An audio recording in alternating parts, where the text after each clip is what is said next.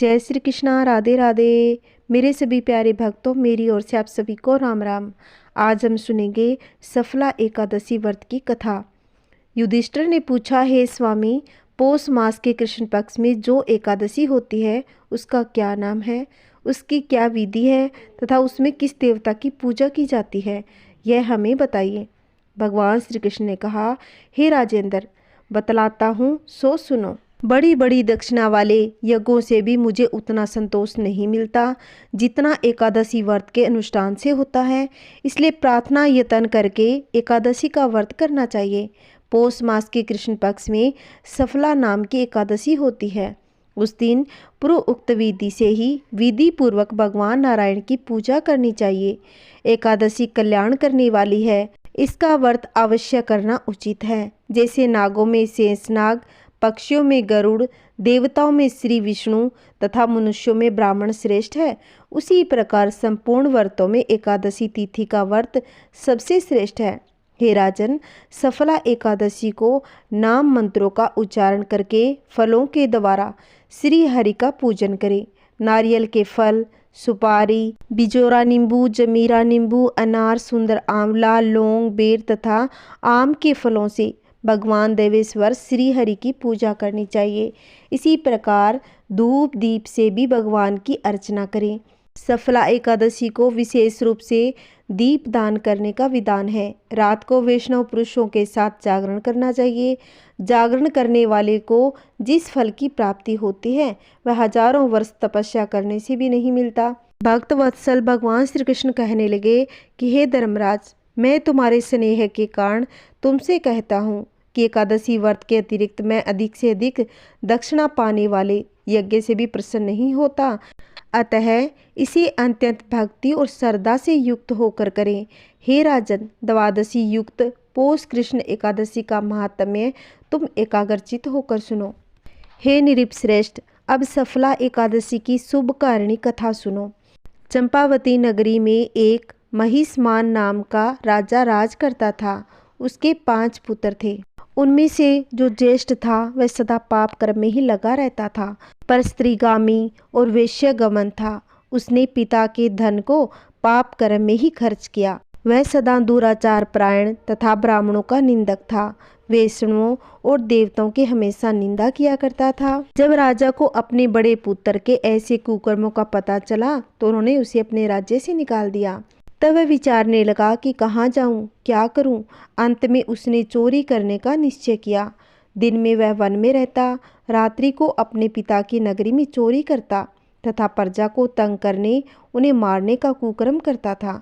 कुछ समय बाद सारी नगरी भयभीत हो गई। वह वन में रहकर पशु आदि को मारकर खाने लगा। एक दिन जब वह चोरी करने के लिए नगर में आया तो रात में पहरा देने वाले सिपाहियों ने उसे पकड़ लिया।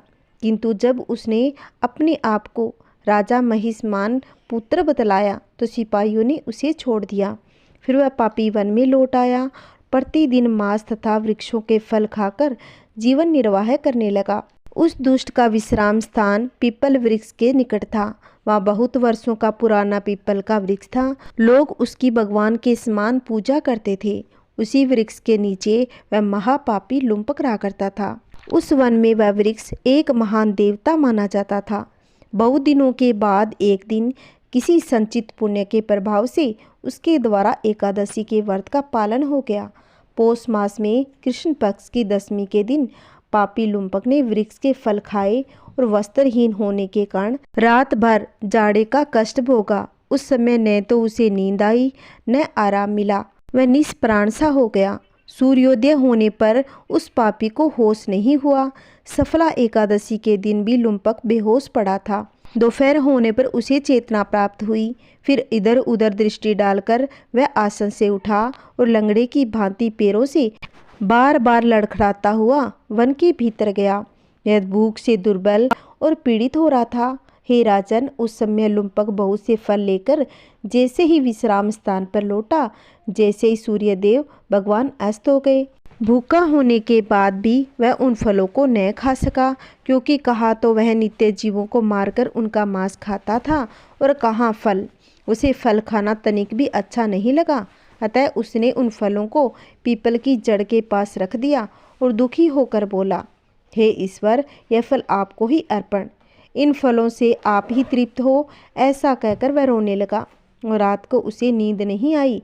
वह सारी रात रोता रहा। इस प्रकार वह पापी से अनजाने में ही एकादशी का उपवास हो गया। उस महापापी के इस उपवास तथा रात्रि जागरण से भगवान श्री हरि अत्यंत प्रसन्न हो गए। उसके सभी पाप नष्ट हो गए। सुबह होते ही एक दिव्य रथ अनेक सुंदर वस्तुओं से सजा हुआ आया, उसके सामने खड़ा हो गया। उसी समय आकाशवाणी हुई कि हे युवराज, भगवान नारायण के प्रभाव से तेरे सभी पाप नष्ट हो गए हैं। अब तू अपने पिता के पास जाकर राज्य प्राप्त कर। जब यह आकाशवाणी लुम्पक ने सुनी तो वह अत्यंत प्रसन्न होते हुए बोला, हे प्रभु, आपकी जय हो। ऐसा कहकर उसने सुंदर वस्त्र धारण किए, फिर अपने पिता के पास गया। पिता के पास पहुंचकर उसने सारी कथा पिता को सुना दी।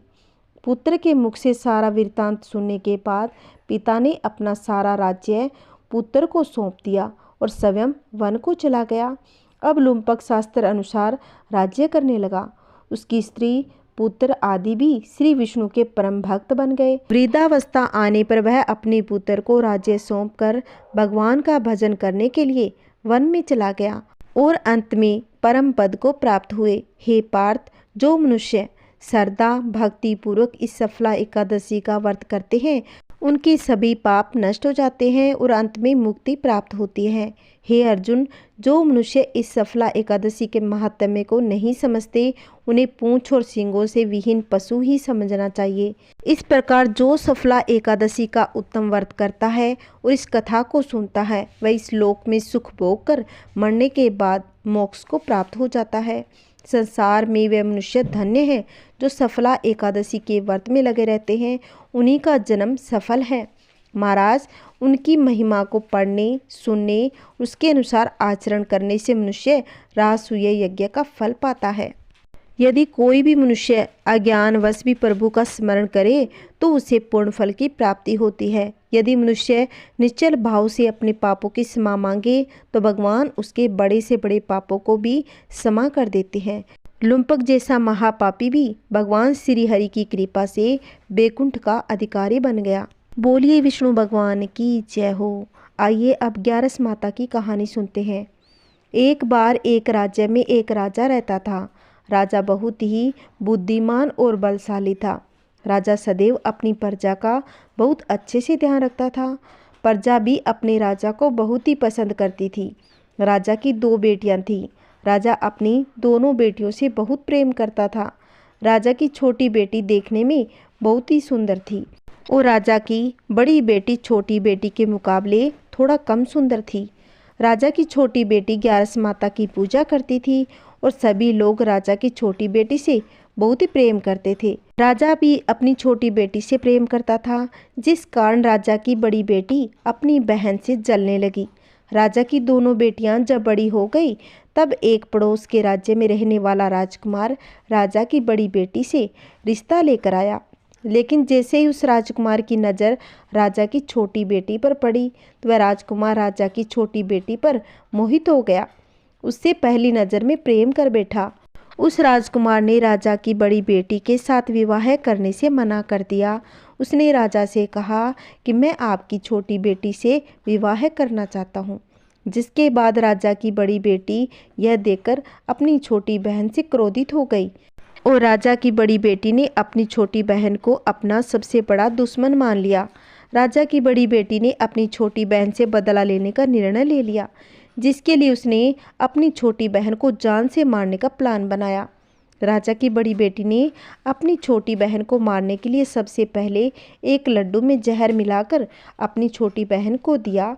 उसको लड्डू खाने के लिए कहा, लेकिन लड्डू खाने के बाद भी छोटी बहन को कुछ भी नहीं हुआ। बड़ी बहन ने यह देखकर बहुत ही आश्चर्यचकित हो गई, लेकिन बड़ी बहन ने हार नहीं मानी और उसने जब रात में छोटी बहन अपने कमरे में सो रही थी तब एक मटके में सांप रखकर उसे कमरे में छोड़ दिया। लेकिन सांप भी छोटी बहन का कुछ भी नहीं बिगाड़ पाया। जिसके बाद बड़ी बहन ने अपनी छोटी बहन से कहा कि चलो हम लोग कुएं में से पानी भरकर लाते हैं। जिसके लिए वह अपनी छोटी बहन को पानी भरने के बहाने कुएं के पास ले गई। उसने अपनी बहन को कुएं में धक्का दे दिया, लेकिन छोटी बहन को तब भी कुछ भी नहीं हुआ, क्योंकि वह हर ग्यारस का व्रत रखती थी। हर बार ग्यारस माता उसकी रक्षा करती रही। इधर बड़ी बहन अपने सारे प्रयासों के बाद असफल होती दिखी, जिससे वह बहुत क्रोधित होती जा रही थी। फिर उसने अपनी बहन के पास जाकर उससे खुद ही पूछा कि मेरी छोटी बहन, तुमको पता है भगवान ने सबकी मृत्यु एक निश्चित समय पर लिखी है, और कैसे तुम्हारी मृत्यु होगी, क्या यह तुम जानती हो? तब छोटी बहन ने अपनी बड़ी बहन को बताया कि हाँ, मैं तो जानती हूँ मेरी मृत्यु कैसे होगी। छोटी बहन से यह सुनकर बड़ी बहन मन ही मन बहुत ही खुश होने लगी। उसने अपनी छोटी बहन को बहला फुसलाकर कहा कि मेरी बहन, तुम भी मुझे भी बताओ तुम्हारी मृत्यु कैसे होगी। तो वह छोटी बहन बहुत ही भोली थी। उसने अपनी बहन से कहा, मेरी मृत्यु तो एक तोते में है। जो तोते के गले में एक हार है, उससे मेरी मृत्यु होगी। जब तक कोई भी व्यक्ति तोते को मारकर वह हार अपने गले में पहनेगा तो मैं मूर्छित हो जाऊंगी, और जैसे ही उस हार को अपने गले से उतार लेगा तो मैं वापस से जीवित हो जाऊंगी। अपनी छोटी बहन की मृत्यु का राज जानकर बड़ी बहन बहुत ही खुश हो गई। उसने अपनी छोटी बहन को मारने के लिए उसके पालतू तोते को ढूंढना शुरू कर दिया। छोटी बहन को इस बात का आभास हो गया था कि कोई उसकी जान लेना चाहता है। इसके लिए वह अपने पिताजी के पास गई। उसने अपने पिता से कहा कि पिताजी, मेरी मृत्यु के बाद आप मुझे जलाइएगा नहीं, बल्कि आप मुझे अपनी पुरानी हवेली में एक पलंग पर लिटा कर छोड़ दीजिएगा। अपनी छोटी लड़की की यह बात सुनकर राजा बहुत ही आश्चर्य में पड़ गया। राजा ने अपनी बेटी से कहा कि बेटी, तुम ये क्या कहती हो? तब राजा की छोटी बेटी ने कहा पिताजी, समय किसी के लिए नहीं रुका है, कब क्या हो जाए किसी को कुछ पता नहीं है। फिर राजा ने अपनी छोटी बेटी से कहा कि तुम ऐसी बातें क्यों कर रही हो, 2-3 दिन में तुम्हारी शादी है। लेकिन छोटी बेटी ने अपने पिता को ऐसा करने पर मजबूर कर दिया। उसने वचन ले लिया। राजा ने भी अपनी छोटी बेटी की बात स्वीकार कर ली। 2-3 दिनों के बाद जब शादी का समय हो गया, तब राजकुमार बारात लेकर राजा के घर आया। राजकुमार और राजा की छोटी बेटी का विवाह शुरू हो गया। जैसे ही राजा की छोटी बेटी राजकुमार के साथ फेरे लेना शुरू करती है, तो उसकी बड़ी बहन अपनी छोटी बहन के कमरे में जाकर उसके तोते को पकड़ लिया, उसको जान से मार देती है। तोते के गले में जो हार था उसको अपने गले में धारण कर लेती है। जैसे ही बड़ी बहन उस हार को अपने गले में पहनती है, तो उधर छोटी बहन 3 फेरे लेते ही वह बेहोश होकर गिर जाती है। जिसके बाद राजा ने बड़े बड़े दर्द हकीमों को बुलाया, अपनी छोटी बेटी का इलाज करने के लिए कहा। राजा की बात सुनकर वैद्य ने छोटी बेटी को जब चेक किया तो राजा को बताया कि आपकी छोटी बेटी ना तो जीवित है, ना ही वो मरी हुई है। यह मैं ऐसा पहली बार देख रहा हूँ। राजा ने वैद्य और हकीम को यह बात बाहर बताने से मना कर दिया। उनको कहा कि अगर तुमने यह बात किसी और को बताई तो तुम्हें फांसी दी जाएगी। राजा ने अपनी छोटी बेटी को पुराने महल में जाकर एक पलंग पर लेटा दिया। वहां पर कुछ सैनिकों को तैनात कर दिया। वापस अपने महल पर आ गया। राजा की बड़ी बेटी अपने पिता के पास आई और कहने लगी कि पिताजी, अगर यह शादी संपन्न नहीं हुई तो आपकी इज्जत का क्या होगा? आप कहें तो मैं आपकी इज्जत बचाने के लिए राजकुमार से शादी करने के लिए तैयार हूँ। जिसके बाद राजा ने अपनी बड़ी बेटी की बात मान ली। राजा ने बड़ी बेटी को छोटी बेटी के कपड़े पहनाकर मंडप में भेज दिया। लेकिन राजकुमार ये जान गया कि राजा की छोटी बेटी नहीं है, बल्कि यह राजा की बड़ी बेटी है। जब राजकुमार ने शादी करने से मना किया, सभी लोगों ने राजकुमार को विवश कर दिया कि राजा की बड़ी बेटी से बचे फेरों को संपन्न करा दिया और विवाह संपन्न हो गया। जिसके बाद राजकुमार राजा की बड़ी बेटी को अपने महल ले गया। राजकुमार राजा की बड़ी बेटी से न तो बात करता, न ही उसको पसंद करता था, ना ही उसके आसपास भटकता था। राजकुमार ने यह फैसला किया वह राजा की छोटी बेटी को ढूंढ कर रहेगा, यह जानकर रहेगा कि उसके साथ क्या हुआ था। एक दिन राजकुमार अपने घोड़े पर सवार होकर राजा के पुराने महल के पास पहुंचा, जहां पर उसने कुछ सैनिकों को देखा। महल के पास बुलाकर राजकुमार ने जब महल को ध्यान से देखा तो वह समझ गया कि यह तो हमारे ससुर का महल है। तब राजकुमार ने सैनिकों से पूछा कि तुम लोग यहाँ क्या कर रहे हो? इस महल के अंदर उस पलंग पे कौन लेटा है। जिसके बाद सैनिकों ने बताया कि यहाँ पर राजा की छोटी बेटी है।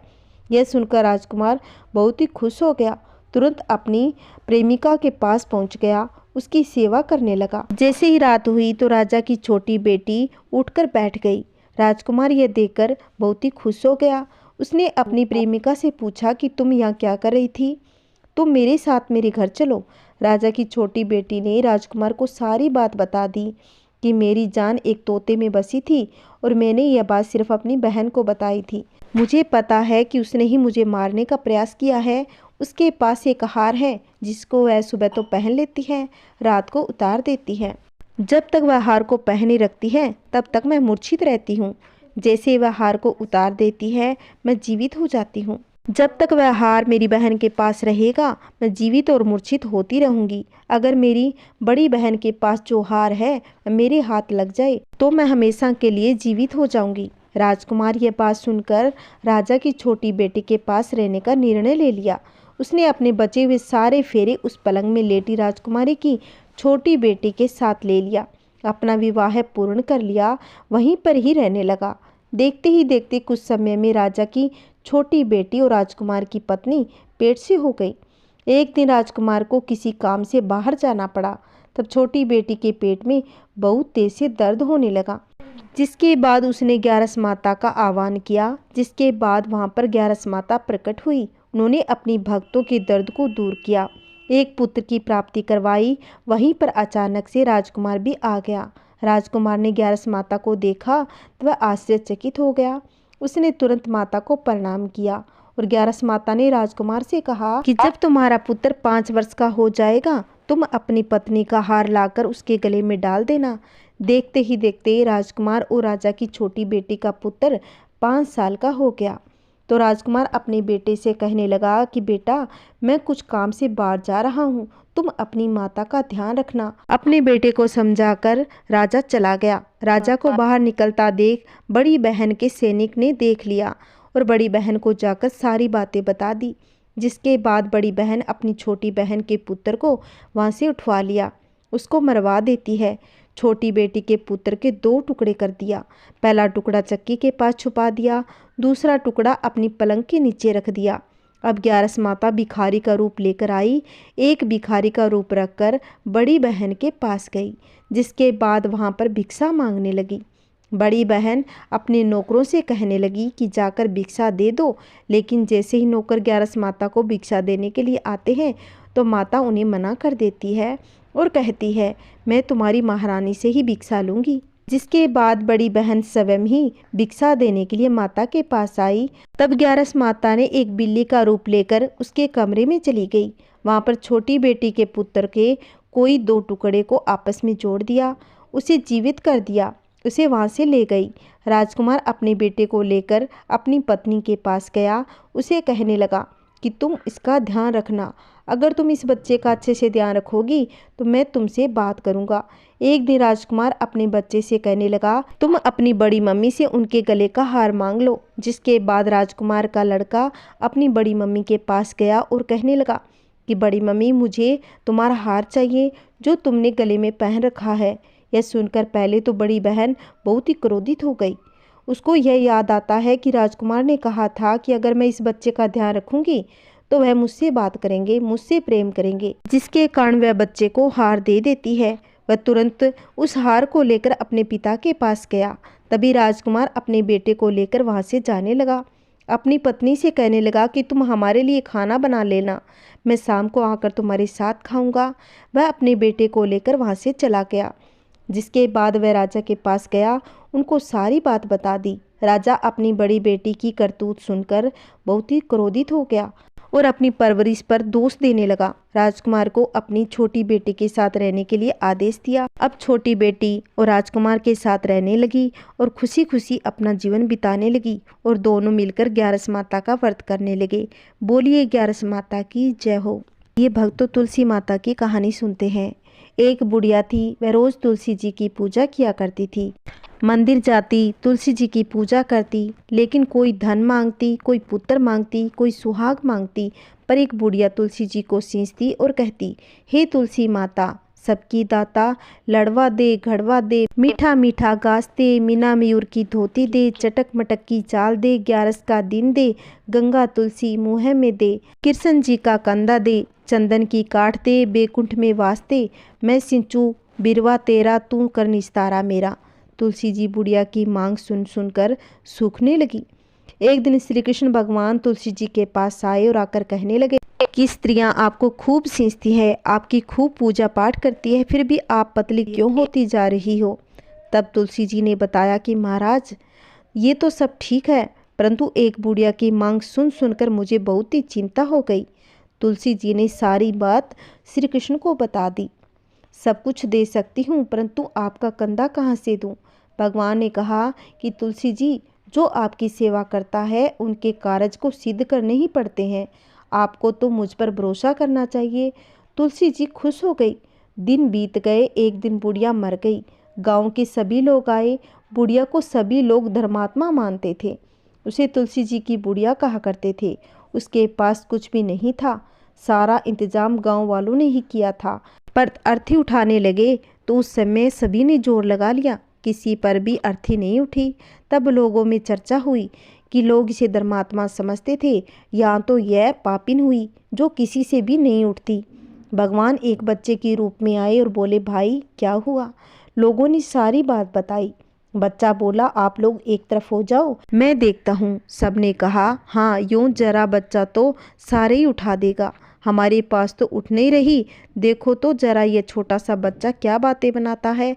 फिर किसी एक बड़े बूढ़े ने कहा, जब यह कह भी रहा है तो इसे देख लेने दो। वह बच्चा बुढ़िया के पास गया, उसके कान के पास बोला, बुढ़िया आप कृष्ण का कंधा लो, बैकुंठ का वास लो, मैं अब तेरी मांग पूरी करने आ गया। सबको बुलाकर बोले, आओ इसको उठाओ। भगवान ने हाथ लगाया और बुढ़िया उठ गई। थोड़ी दूर चले तो बुढ़िया फिर नहीं उठी, तो भगवान तो बच्चों में जाकर खेलने लगे। फिर सब कहने लगे कि उसी बच्चे को बुलाकर लाओ, वही उठाएगा। फिर उसको बुलाने गए तो वह तो बच्चों में खेल रहे थे। श्री कृष्ण भगवान के रूप में उस बच्चे ने मना कर दिया। फिर बड़े मना कर लाए तो उन्होंने बुढ़िया के कान में पहले की तरह वही कहा। फिर उन्होंने सबसे कहा कि उसको उठाओ, तो वह उठ गई। सबको बड़ा ही आश्चर्य हुआ। खूब धूमधाम से चले। अब सबने देखा कि वह बच्चा मुर्दा घाट पर बच्चा था, फिर वह दिखाई नहीं दिया।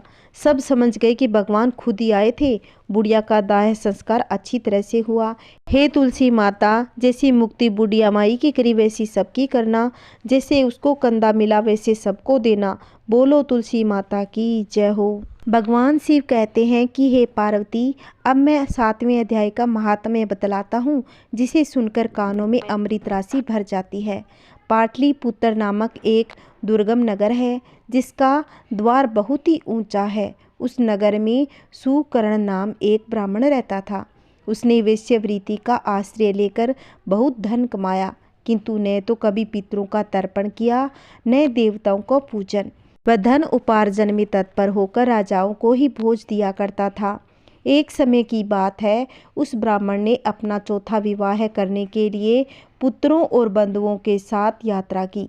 मार्ग में आधी रात के समय जब वह सो रहा था, तब एक सर्प ने कहीं से आकर उसकी बाहें में काट लिया। उसके काटते ही ऐसी अवस्था हो गई कि मणि मंत्र और औषधि आदि से भी उसके शरीर की रक्षा असाध्य जान पड़ी। उसके बाद कुछ ही क्षणों में उसके प्राण पखेरु उड़ गए और वह प्रेत बन गया। फिर बहुत समय के बाद वह प्रेत सर्प योनि में उत्पन्न हुआ। उसका वित्त धन की वासना में बंधा था। उसने पूर्व वृत्तांत को स्मरण करके सोचा, मैंने घर के बाहर करोड़ों की संख्या में अपना जो धन गाड़ रखा है, उससे इन पुत्रों को वंचित करके स्वयं ही उसकी रक्षा करूंगा। सांप की योनि से पीड़ित होकर पिता ने एक दिन सौपन में अपने पुत्रों के समक्ष आकर अपना मनोभाव रखा। तब उसके पुत्रों ने सवेरे उठकर बड़े विस्मय के साथ एक दूसरे से सौपन की बातें कही।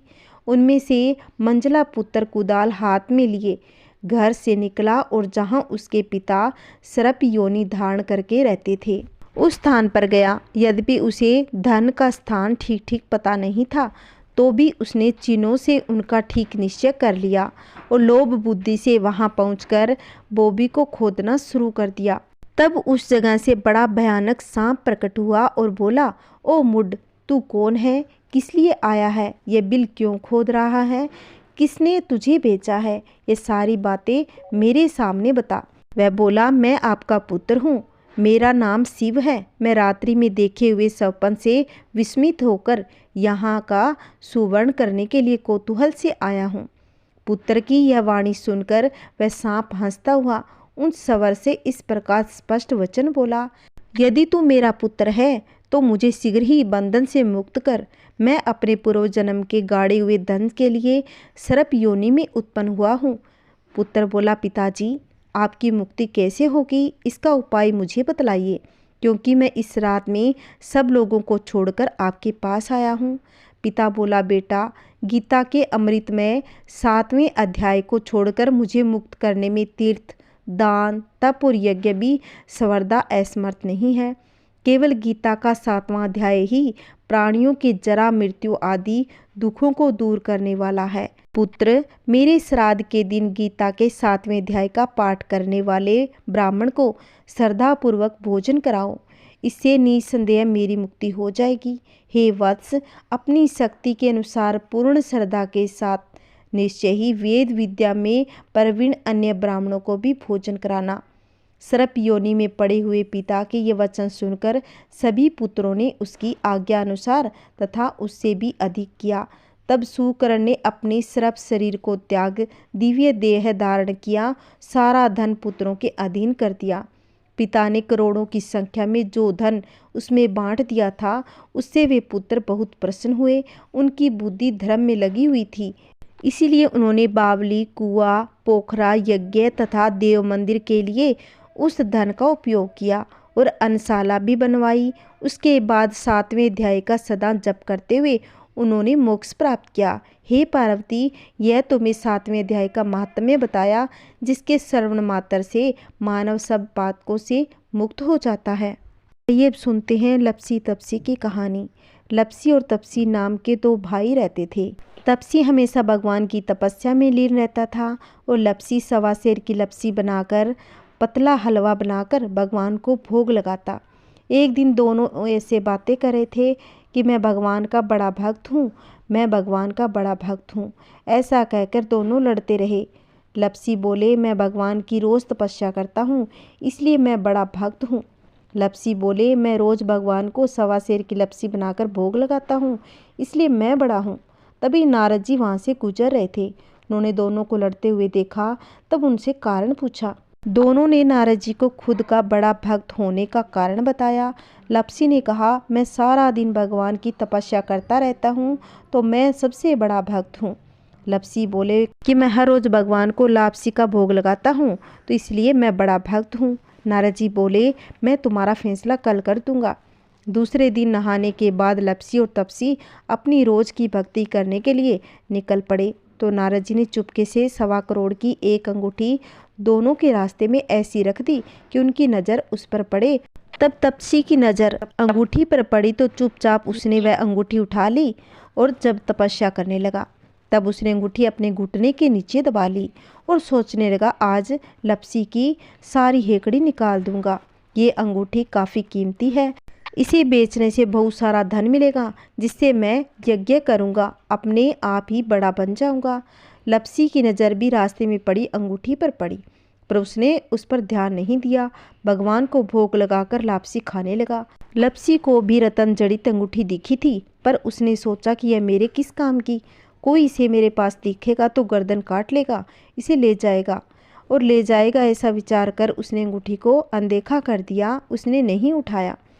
जब नारद जी सामने आए तो दोनों ने पूछा कि बताइए देव ऋषि, हम दोनों में से बड़ा कौन है? तब नारद जी ने तपसी को खड़े होने को कहा। पूछा कि तेरे घुटने के नीचे क्या है? तपसी खड़ा हुआ तो उसके घुटने के नीचे दबी अंगूठी दिखाई पड़ी। नारद जी तपसी से बोले, इतनी तपस्या करने के बाद तुम्हारी तो चोरी करने की आदत नहीं गई, तुमसे तो लपसी बड़ा है और तुम्हें तुम्हारी तपस्या का कोई फल नहीं मिलेगा। तपसी शर्मिंदा होकर माफ़ी मांगने लगा। उसने नारद जी से पूछा, मुझे मेरी भक्ति का फल कैसे मिलेगा? नारद जी ने कहा, कोई गाय और कुत्ते की रोटी नहीं बनाएगा तो तुम्हें फल मिलेगा। अगर कोई ब्राह्मण को भोजन कराकर दक्षिणा नहीं देगा तो उसका फल तुझे मिलेगा। यदि कोई साड़ी के साथ ब्लाउज नहीं देगा तो फल तुझे मिलेगा। यदि कोई दिए से दिया लगाएगा तो फल तुझे मिलेगा। अगर कोई सारी कहानी सुने लेकिन तुम्हारी कहानी नहीं सुने तो फल तुम्हें मिलेगा। उसी दिन से हर व्रत और कहानी के साथ लपसी और तपसी की कहानी सुनी जाती है। आइए अब सुनेंगे सूरज भगवान की एक सुंदर कथा। एक ब्राह्मण था, वह सूरज भगवान का भक्त था। नहाता धोता कहानी कहता पर कमाता कुछ भी नहीं था। ब्राह्मण घर में रहता तो ब्राह्मणी बार बार कमाने के लिए परेशान करती। बाहर कहीं जाता तो अड़ोसी पड़ोसी भी उसे निकम्मा कहकर अपमानित करते। एक दिन वो नहा धोकर अपने पूजन की सामग्री लेकर वह जंगल में चला गया। वहाँ एक सूखे पीपल के पेड़ के नीचे बैठकर पूजा पाठ करने लगा और सूरज भगवान की कथा करने लगा। वहाँ पीपल के पास एक सूखा सा तालाब भी था, उसमें थोड़ा ही पानी था। उसी पानी से लोटा भरकर सूर्य भगवान को जल चढ़ाने लगा। पूजा पाठ का जल बहकर पीपल और सूखे तालाब में चला गया। जल के जाते ही सूखा पीपल हरा भरा तथा सूखा तालाब पानी से भर गया। उस जल में सूर्य भगवान दिखाई देने लगे और कहने लगे, ब्राह्मण मांग तू क्या मांगता है। ब्राह्मण ने सुना तो वो घबरा गया और सोचने लगा, पीपल में कोई भूत प्रेत तो नहीं है। रोज जब वह पूजा करता था तभी आवाज़ आती। सुनकर वह चिंता में दुबला पतला होने लगा। ब्राह्मणी कभी कभी ब्राह्मण से मिलने जंगल जाती थी। उसने ब्राह्मण से पूछा, आप दिन प्रतिदिन दुबले पतले क्यों होते जा रहे हो। तब ब्राह्मण ने सारा हाल बताया। तब ब्राह्मणी ने कहा, अगर आज के बाद आवाज़ आई तो मुझे लगता है कि सूरज भगवान स्वयं आते हैं। इस बार जब आवाज़ आए तो तुम सब कुछ मांग लेना। ब्राह्मण बोला, कैसे मांगूं? ज़्यादा कुछ कहना होगा तो मैं भूल जाऊंगा। कोई ऐसी तरकीब बताओ जिससे कम शब्दों में ज़्यादा कुछ मिल जाए। ब्राह्मणी ने कहा, 9 खंडे महल के अंदर सोने के पालने में पड़पोते को दास दासियों द्वारा खिलाते अपनी आंखों से देखूं। इस प्रकार लंबी उम्र, महल, बेटे पोते पड़पोते और धन सब कुछ मिल जाएगा। क्योंकि जब धन होगा तभी तो सोने का पलना, दास दासियां होंगी और आंखें घुटने ठीक होंगे। तभी तो पड़पोते को सोने के पालने में झूला झूलते देखेंगे। और दूसरे दिन पूजा के बाद आवाज़ आई तो ब्राह्मण ने वैसा ही कहा जैसे ब्राह्मणी ने समझाया था। सूरज भगवान ने कहा, दिखने में तो भोला बाला लगता है और एक ही बात में सब कुछ मांग लिया। सूरज भगवान ने कहा, जा तेरी इच्छा पूर्ण होगी। ऐसा कहकर सूरज भगवान अंतर्ध्यान हो गए। ब्राह्मण जंगल से घर आया तो देखा उसकी टूटी हुई झोंपड़ी की जगह एक 9 खंडा महल बन गया। दास दासियां आ जा रही थी। ब्राह्मण ने उनसे कहा, या मेरी झोंपड़ी और बुढ़ी ब्राह्मणी थी, वो कहाँ गई। उस समय महल की खिड़की से एक सुंदर औरत गहनों से लदी हुई बाहर आई और बोली, आ जाओ, अपना ही घर है। सूरज भगवान ने तुम्हारी मनोकामना पूर्ण कर दी। ब्राह्मण ने कहा, हम इतने धन का क्या करेंगे। ब्राह्मणी ने कहा, धन से क्या नहीं होता, दान पुण्य यज्ञ होम करेंगे। फिर ब्राह्मण ने वैसा ही किया। अब सब राजा की जगह ब्राह्मण का गुणगान करने लगे। राजा ने यह सब सुनकर ब्राह्मण को बुलवाया और पूछा, कल तक तो आपको खाना भी नहीं मिलता था, आज ये धन कहाँ से आ गया, कहाँ से चोरी डाका डाला। ब्राह्मण ने कहा कि यह सब तो सूर्य भगवान की कृपा है।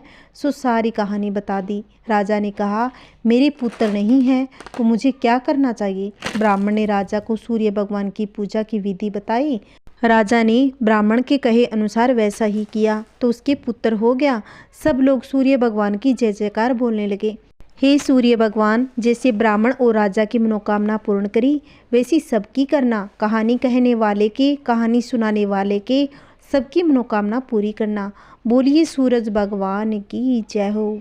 जय श्री कृष्णा, राधे राधे। अगर आपको मेरी कहानी अच्छी लगी हो तो प्लीज़ मेरे वीडियो को ज़्यादा से ज़्यादा शेयर करें, वीडियो को लाइक करें। और अगर आपने अभी तक मेरे चैनल को सब्सक्राइब नहीं कर रखा है तो प्लीज़ मेरे चैनल को सब्सक्राइब कर लो, जिससे आने वाली वीडियो की नोटिफिकेशन आपको मिल जाएगी। जय श्री कृष्णा, राधे राधे। प्लीज़ कॉमेंट में जय श्री कृष्णा ज़रूर लिखना। जय श्री कृष्णा, राधे राधे।